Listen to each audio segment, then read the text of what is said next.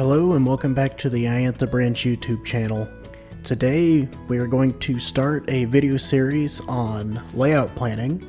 A while back I had mentioned getting a series on this started, but building a new house kind of took over my schedule over the last several months.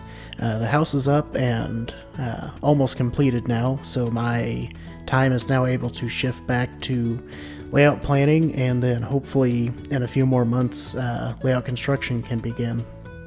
For today's video we're going to do just a quick general overview of the layout that I've been planning for quite a while now.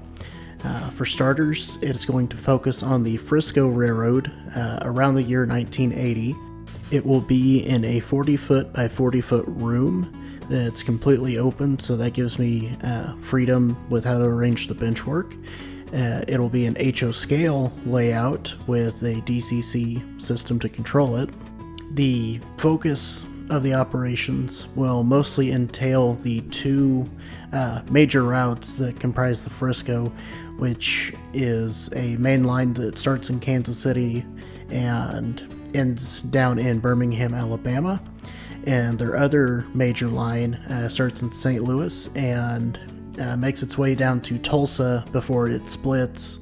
From Tulsa, the railroad went in three directions. The first direction was down to the southern part of Oklahoma and then down into Texas, ending at Dallas, Fort Worth area.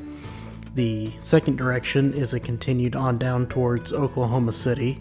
And then the third direction is it went across the northern part of Oklahoma to a connection with the Santa Fe Railroad at Avard, and that is how the Frisco connected to West Coast traffic out of the Los Angeles area. The current plan for the layout is to build it in two levels.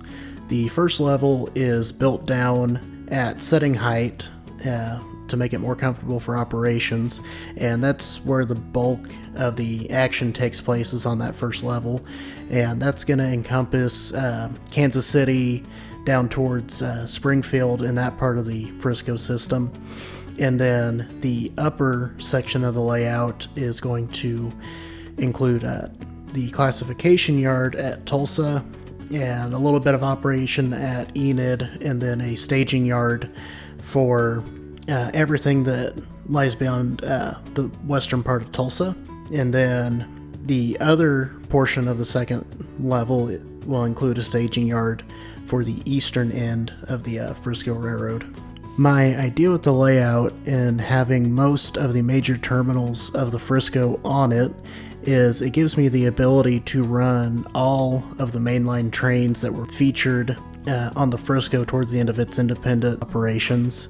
And not only their own trains, but all of the run-through trains that moved between the West Coast and the East Coast that the Frisco provided bridge trackage for.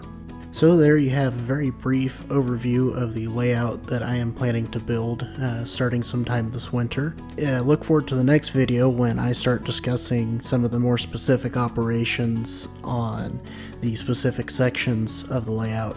And thanks as always for watching.